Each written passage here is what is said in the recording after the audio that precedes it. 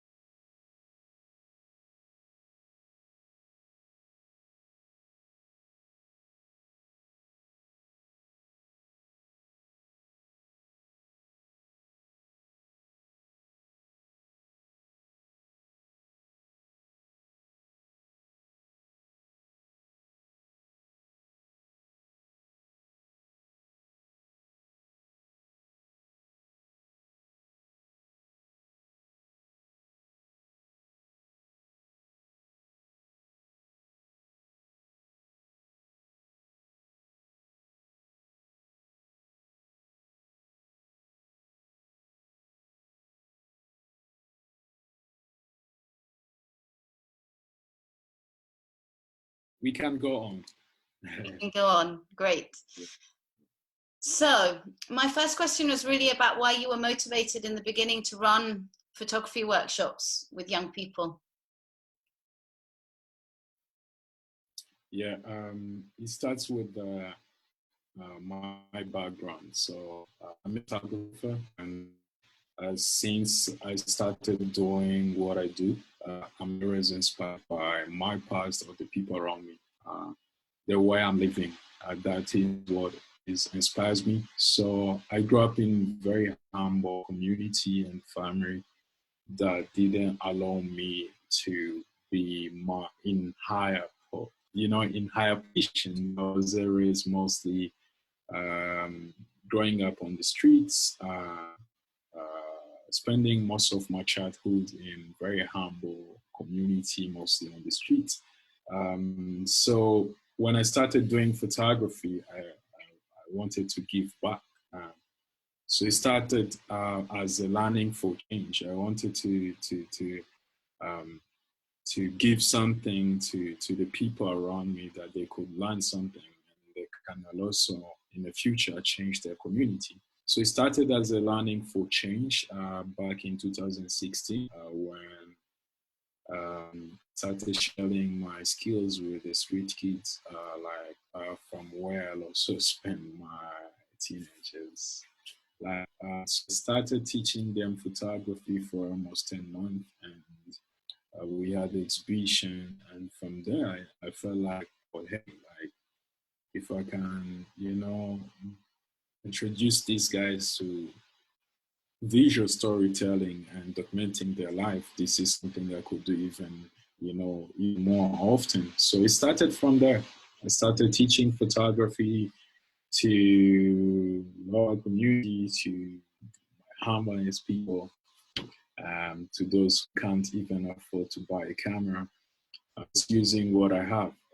So from there, I also just realized it's not enough, it's not enough just to teach photography, but also the way I wanted to, look back to those communities and also where I grew up, because after I was born in 1994, and in late 1999, I was 5 years old. That's when my life was much more introduced to street life. When I turned 6, and I remember, separating with my family, disconnecting with my family, also coming back. There was something fear, within Rwandans. People wouldn't open their doors. People were very scared because it was too early for the people to trust each other again. Because in 1994, your neighbors turned out to be evils and they kill your whole family. So there was no trust at all. So me being in those community again and being, reconnected to my life and my background, I felt like I should use this platform to, you know, to open those again within communities using what I have to, using this tool of photography or tool of visual storytelling.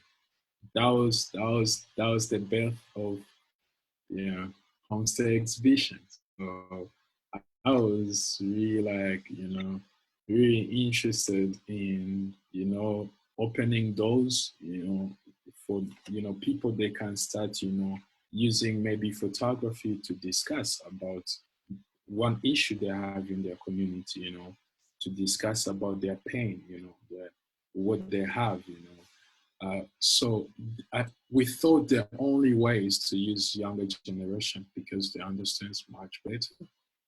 That's why I'm more interested in teaching, 15 years up to 22, 24 years old, photography and this tool, So using these kids to connect families and the communities, I think a lot. So it's really amazing, because this is the next, the next generation. But it wasn't enough only, but and also it reflects to my experience to like when doing my photography and coming in a low-income family. I couldn't afford, cameras. I couldn't afford, galleries. I couldn't afford anything, So I felt like, your home can be a museum, you know. So homestay also reflects to that. Your home can be a museum, but, for peaceful, it brings people together. That was like the whole concept of homestay. Yeah. Okay, I've got like 5 more questions now because, but so the homestay exhibitions, you first did that as part of the Learning for Change projects a couple of years ago. That's right? No, or did you do any homestay exhibitions before then? No, I think one thing introducing now. So Learning for Change, it was a tool, just like the people around me, photography, to change their communities, to discuss about issues around them, around in their communities. Then I realized that it wasn't enough doing exhibitions in the galleries. Okay, I'm going to start recording. Okay, so before we talk a bit more about the homestay exhibitions, I wanted to ask you, Jacques, first, well, why pictures? Why photography? Why were you interested in pictures at the beginning? If you were saying you came from a background where you couldn't necessarily afford cameras and things, why were you interested in taking pictures? Yeah, I think there is something became near me. I'm more interested in technology and also how things works. Since my childhood, I was always that kid that is wondering where is the person who's speaking in the radio. That's my background. I can hear the voice, but the radio is very small. Who's the person? Where is the person? I want to be like that person. So that was how I grew up. And being honest, my family, I think, it's the latest our family has on the TV, and they had electricity in my neighborhood recently. I think that was in 2000, like 14, 16. 16. Yeah, so we never had a TV. We had only a radio. And so I didn't have anything to inspire me to see images, but I wasn't at home, as I said. I was always on the streets, so I saw so much, and I was more into music as well. But back in high school, you know, um, I was introduced to computer, which is something I really loved so much. And from there, I loved moving, anything animated, either games, either images, either movie. And that's how I think started Media Club, because I was interested in sharing news and what is happening and updating people. And I thought words were not enough. So that's when I got a small camera from my school as a support the Media Club, because we were really doing well. Because what we did, the reason why we did the Media Club was just to on Saturdays we were open to either go out of the school and do whatever we want, because there was nothing else to keep you in the school. And that's when young girls started getting pregnant. That's when HIV started growing up in our schools.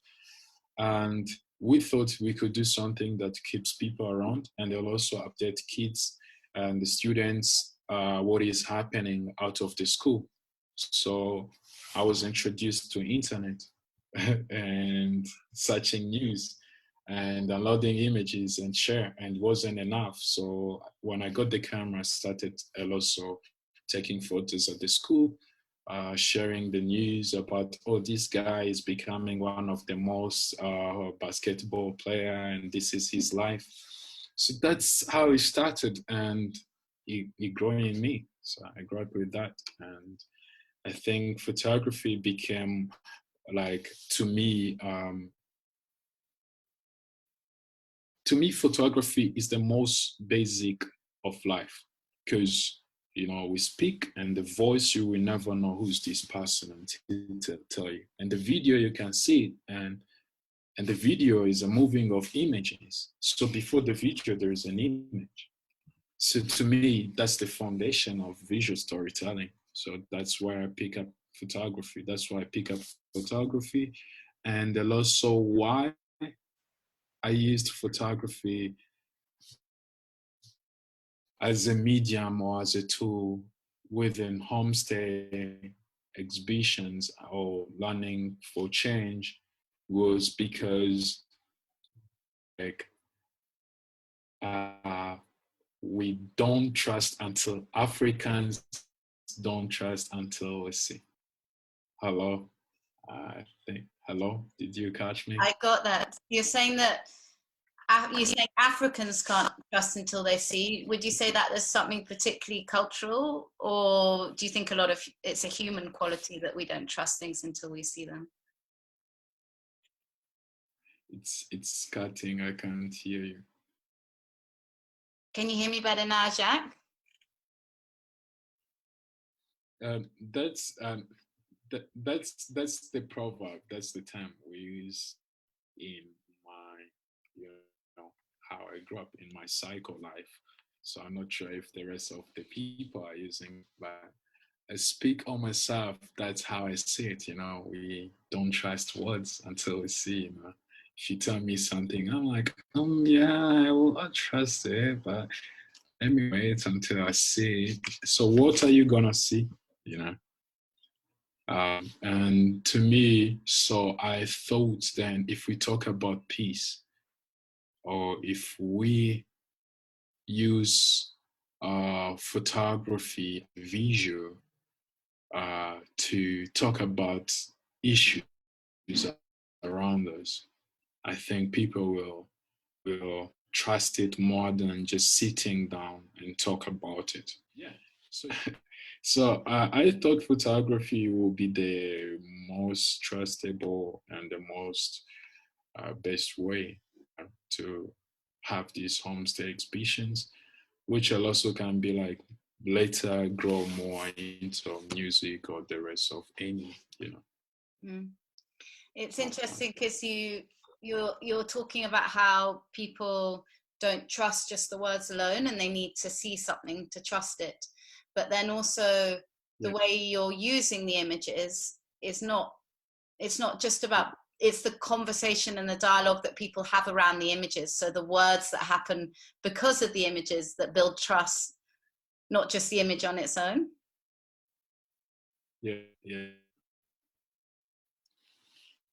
So I wanted to ask more about the significance of people having exhibitions in their homes and why that's especially, could you just explain a bit more of why that's especially important in the Rwandan context? And what you saw from the first time round you did it, that you wanted to, you know, that made you want to do more or explore the whole model of the homestay exhibitions further? Yeah, so I don't know if most of the people know the background of my country, where I come from, but 1994, there was a genocide against Tutsi in my country. And since then, the trust has gone, you know, because people were... It broke up just after you started talking. Would you mind repeating? Sorry. Yeah, it's okay. It's technology. It's, yeah. Deep breath. Yeah. So I don't know if like most of the people really understand why this is so important, especially in 1994. There was a genocide against Tutsi. I'm one of the survivors. I lost my dad. I was only 1 week. But growing up after the genocide as the first generation, not understanding the reason why the genocide took a place in my country, not understanding why I don't have father, you know, and financial crisis in my family and all of this. So I have so much, you know, experience, and this is the reason why I always get inspired, you know, of doing this, you know. Yeah. I don't know if I can ever repeat what I talked about. I'm always, you know, a freestyle person. Yeah. Anyway. So freestyle. I hope you will be editing. Yeah, don't worry. Freestyle works. It's just a shame the connection is going in and out. Hello. It's frustrating. But so, Jacques, are you okay? You there? Mm-hmm. Yeah. Okay. So the question was about what the significance is of the homestay exhibitions being in each other's homes, especially in the context of the Rwandan context. Yeah, I will start why, and it reflects a lot to the background because, so in 1994, mostly after the genocide, when the families started coming back in the country, they started being afraid of each other. People started being afraid of, you know, opening doors to their neighbors, and that's the community. That's the community I grew up in, and in late 1999, that's when you know, even Congo was facing, it was very hard in Congo as well. So there were so many refugees coming back from Congo, and a lot of Congolese coming to Rwanda. Even now, Burundians, a lot of Burundians here. So all of this has raised so much fear within people. And until today, people can't really open their doors. And I thought of something that could, you know, let me join or be inside of my neighbor's house, because what is actually home? Because that's also another conversation we always talk about, you know. So we want to be also part of that conversation, and we wanted to start from there. And why is it so important in Rwanda? Is because Rwanda has become, like very successful in reconciliation, forgiveness in every step, and I wanted to contribute to that too, using my tool. I feel like Gachacha, when it came, it brought people in a community in just one single space outside under the tree.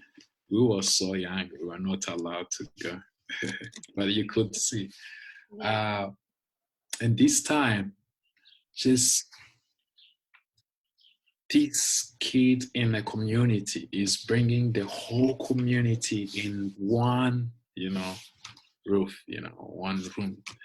And for one single, mission, just talk about us as humans, things around us, issues around us.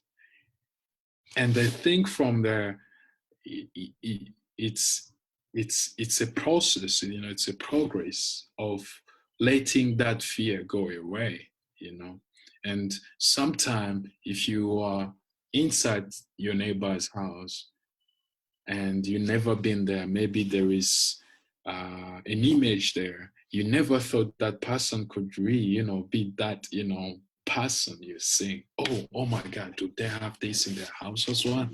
Oh, I couldn't, So homestay exhibition, I think to me, it could also be applied to the rest of the world, mostly in the countries that are, no, not only, in certain kind of way of peace building, but also as a humankind, because look, like even you look at in Europe, people are afraid, of each other. Even before Corona, people were so afraid. The time I came to Europe, I could see like, you wake up in the morning, you mind your business, you drive to your work, you sit in a Uber and you come back and that's it, and you don't even know anything about your neighbor. These could also be applied, There is so many people are so depressed also out there, depressed for so many reasons, and these also could be applied for there. It's all about conversation. It's all about conversation. Yeah. Homestay exhibitions, it's not just showing, it's just the beginning of conversation on humankind and the peace building within the community. Yeah. And what interests me, Jack, as well, is because I know you're a musician too. Yeah. Yeah.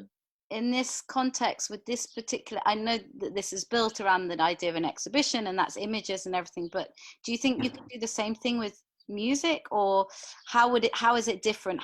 What is it specifically about images and conversation and the kind of conversations that images kind of motivate, I guess? Because there's a different thing that happens when people come together around music, no, as opposed to images. Yeah. So I think I think everything I do here always applies the same. Even in the music, we have a program, a project called Day Club, where we take dance music to lower community, very small community where you can't find a club or where you can't find concert weekly or monthly. So we go there, we work with the districts, and we set up music for people there, and we dance together. We discuss about music and what we do and our vision and why music is so important and why do they have to get out of their box, So this also could be applied, music is also a way of peace building. and Yeah. this is something a lot I do in music. So we have done so like 3 or 4 shows last year. We traveled to different districts doing all these free events, and it has been amazing. But what are you learning about the difference in those two different mediums, like the visual medium as opposed to sound and music and dancing, which is much more kind of embodied, no? Um, and I guess specifically because, you know, my research is particularly concerned with the visual, and this idea that how images maybe define us as people, but also how we then relate to each other. And images can kind of, well, talking about pictures allow you to try and express how you think about things or reflect on things, and that opens up a conversation with someone else. And I'm kind of interested in what you've learned, I guess, about the different kinds of conversations that might happen because of images or because of music, or is there a difference? I'm assuming that there is, but the pictures I imagine that I would see of your big music things would look very different to the pictures of the homestay exhibitions. There is this similarities and there's a small difference within. So music is so emotional, you know. It connects you. Um, but photography, it's so intimate, you know. You intimate with the people. You open up in so many ways, which music also shares the same. But music, it has that kind of, you know, extra thing of it's so emotion in the first place. But photography, it, it takes you a little bit connection to the image to be, you know, more, you know, emotion attracted.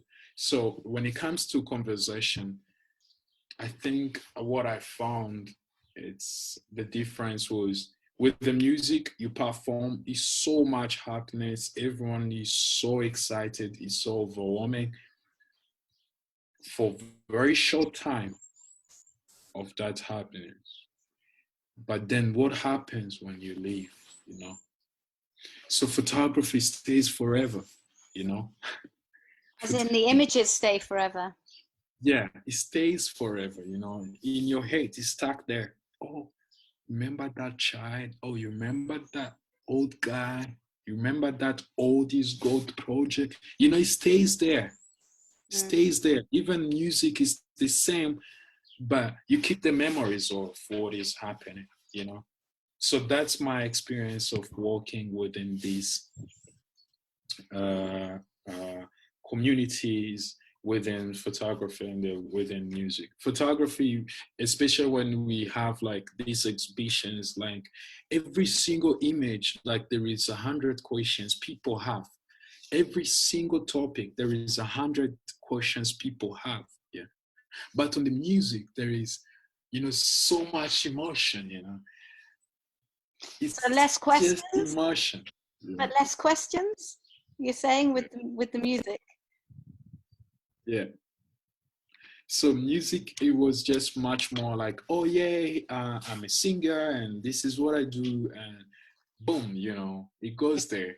Which a lot so music is a lot so can be applied to peace building for sure, because um, this time the people comes to our exhibitions or to our events, music events. We don't count how many Hutus or Tutsis are there, you know. We, it's not even there. What is that, you know? So it's just people together, you know. There is no dark skin, light or short, taller. No, it's always about, you know, one vision, one people, one vision. Yeah. And so I wonder if you had any thoughts. What did you learn from the last time that you did the homestay exhibitions that you might do a bit differently this time, or what worked really well last time that you're going to continue, and what might you think to do a bit differently, or what do you think the young people might want to do differently this time round? You know, especially like young people. Start from young people. When you're young, you know, you want to do things. It's fun. Everything is nice. Every project is amazing as long as you know it's done.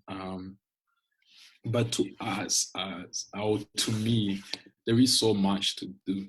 Exhibitions well done. Families were happy, but it's not enough.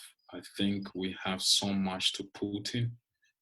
um, the first stage, it was um, breeding farmers within, like, relationship of the kids and the farmers, and also breeding You mean with their parents and their brothers and sisters? So within the family, building those within okay. the farmers, yes, because they they the participant or our students, they come from families, and their families allow us to, you know, work with them, and then also they support us a lot. If we give a camera, they have to ensure like the camera is there, and he's still going to school, because that's really important, you know. Otherwise they'll be like, oh, I will be rich in photography, I will be famous, I'm not going to school, you know. And that's not what we want. So, but there is so much like we still want to do, like a lot. So families understanding much better than today the vision of homestay exhibitions, so they can also uh, do it themselves, and they'll also be inspired to do more, you know. They can do crafts and bring them, and you know, use them from their homes, and people will still come by, you know, and buy them and discuss on the progress, and you know, all of this. That's the stage where we want people to be, but we want them to also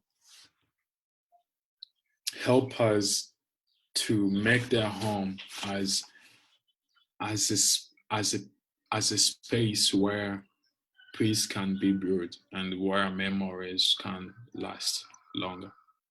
Yeah, yeah, that's where we want to be. But there have been so much challenges, you know. Family, for example, starting from families, understanding, oh, why, like, we are so poor, like we can't allow anyone to come inside our house. Oh, we don't have chairs, we don't have this, we don't have this. Oh, we hide this from our neighbors. So we hope we will be able to cut all those chains, and people can be able to accept themselves, and they'll also, you know, they can be, you know, be able to have that trust to open up to the people around them. And How, we, yeah. how do you deal with challenges like that, though, if people are feeling shame or reluctance to invite people into their homes? I think it takes time. How I deal with it is I don't push. I believe in a progress. I really believe in a progress than quick product or quick response or quick outcome. If we have 40 students and we make 12 exhibitions, homestay exhibitions, those 28, it's because they are like, no, for many reasons. And those 28, they're the reason why we're doing those homestay exhibitions. So we're not gonna run away from them. We're gonna stick with them, but it's a progress, you know. You always have to be patient, and we have to think of ways of designing how are we gonna stay with them, not seeing them in long period, but be with them, you know, be connected, you know, make that progress, make them feel, understand that this is really important to them, this is really important to to the future of their kids, because their issues of families, kids will become victims, and the hate or the trust will even, be much more this. And that's how people will become even much more distant. And what happened will come back. So I think this is one of the best way. And how to deal with it is just to be patient. Yeah, patience. And so do you think that you were saying that the 28 that didn't want to do it, that might not want to do it at first, are the important ones? Do you think this time around that you're going to see some young people who were unwilling maybe in 2018 to do it now ready to do it? I guess time will tell, but yeah, for sure, everyone now wants to. Because they've seen it and they've realized it's not something to fear, or yeah, they see it and they find it something really important. It's being honest. It comes once in your life to have this time of having people in your house for reason, for issue around you, for issue that is seeing them, for issue around your community, for the future of your kids. Yeah. Especially. And then also for the memories last longer. Because to me, photography, like every family has album. Let's start from there. Let's ask each family to look. There is something I forgot to mention with our families before. Phones, WhatsApp, internet comes in our life. When you used to go to a farmer, the first thing they give you, even before water, before asking you anything, was big album full of images, boom, on your table. You're welcome. Then you start throwing, seeing all of this. That's memories. To me, like, that's memories, and the value we give that album is the value we should give also, this platform we create, this homestay, this very small room we create for maybe one day, and it can last longer. I guess as well that the young people in their images are choosing to speak about particular topics and issues. They're topics and issues that they want to speak about with other people in their community. So it's not even just the inviting people into their homes, but it's also what the subject it is that they're choosing to speak about that becomes important. Yeah. There is so much around them. So something real also different is that these kids, they are so much interested in things they experience in every day and things they don't talk with their families. And this time, they are using this photography, to express themselves, to also be like, oh, hey, Dad, there is like an image of, I remember there is a family we visited and there was these exhibitions. They were not able to put their work inside because they was just moving in and there was so much things they were still fixing. But then they just put, just in front of their house. And that was really amazing. But something really touched me was like the father of, of the lady, the young girl who were exhibiting. He was so proud, and he was the most, like, he was even in front of the photographer, like in front of her, explaining all of the images and his expression, emotions, how he's so happy, to have all these people, and how he's proud of how Duta can be open up to talk to issues around her. And what were her pictures about? Sorry? What were her pictures about? I was interested what her photos were of. I have to check again. Which project. Yeah, but I will send you a lot of the photos. It was really amazing, and we were talking about, we were talking a lot about how, we can also have all these, parents together to discuss about how do they see it and what has been the changes after the exhibitions, because to us it's not only about this moment but also after the exhibitions. That's what also matters most. In terms of how it may open up conversations, or and that's step by step. We are still on very early stage, but homestay exhibitions will grow much more different. Well, we've kind of spoken about this question a lot, but I'll ask it directly again, and maybe if you have anything else to add. But the question is, what role you think photography has to play in building, and this is the key question, I guess, but building durable peace. So it's about this long-term process that you've already been talking about. But yeah, what role you think images have to play in that building of durable peace in Rwanda, and not just images themselves, but the making and creating of images. Hello?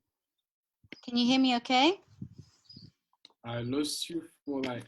It's okay. So the question was, what role do you think photography has to play in building durable peace in Rwanda? And not just photography, I guess, but images are one part of it, and then the creating of new images, so the image making process. Yeah, I think photography has played a big role since it came and since it was introduced to Rwanda. In documenting and also in showing, in educating in many ways, photography has played a big role in Rwanda. And also when we talk about photography, it's not only documentary photography, it applies in many forms or types of photography, which also photojournalism has played a big role in, peace building in Rwanda. A lot, since that's when a lot of Media High Council and all of these were also introduced.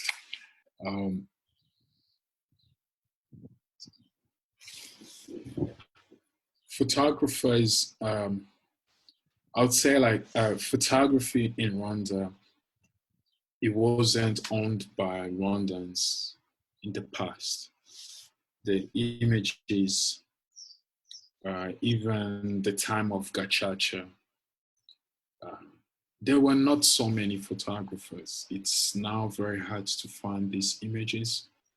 You will always find maybe Orenfo, which is like a Rwanda, archive, or national TV archive, maybe might have. But since photography, Rwandans started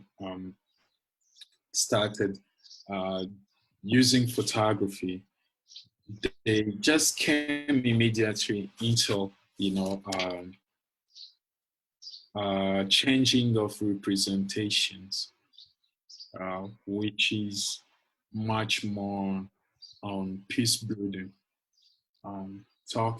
showing how Rwandans has improved and the progress of reconciliation.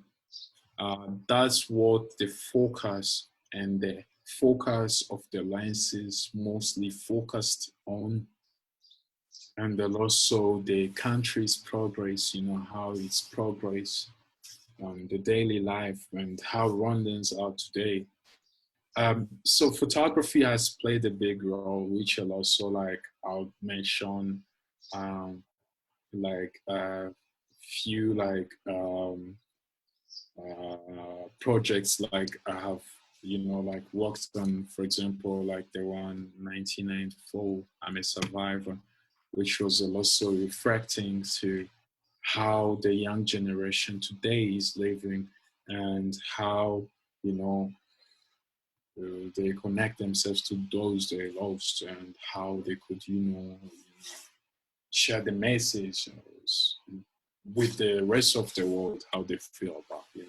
So all these kind of, projects and articles, publications, re-involved photography a lot in peace building, and especially also the images which were taken by international journalists in 1994 has really played a big role to get those who were involved in the genocide easily. Yeah. And so looking to the future, what do you think of the role of photography is in embedding that kind of durable peace that lasts? Yeah, photography, as I mentioned in the beginning, is going to be a key for us as a human being. We trust until we see. Yeah. So what we're doing today, the images I'm taking today, the daily life, the life we're living today, and the peace we have in this country today. That's what I'm showing, right? And that's what I'm documenting. And that's what the future is going to see. And that's what the future is going to follow. And we have also to be careful how do we use images, because it's very important how images are being spread. But also coming to peace building is like images proves much more on showing humankind and how we act on this planet. So I think photography is the future, and photography, it will be the most and it has been the tool of peace building. Shows, proves, and it helps us to understand. It's educators, you know. So when I was visiting with you last year in Kigali, and I came to visit the Kigali Center for Photography, I saw an exhibition. I saw your beautiful garden. We chatted, and then as I was leaving, I was struck by the graffiti art on the back of your gate that says, "This is a place for dreamers." And I wondered what your dream was exactly. Wow, like I found actually I found the song I made when I was 15, and it talks about exactly who I am today, and it's crazy that I didn't even remember what I was talking about. And then I found because I write a lot, and I found another book says the same, dreamer, dreaming guy, dreams, banana. So I believe that I'm a dreamer, and I believe everyone is looking for something is a dream. So it's a simple way to explain.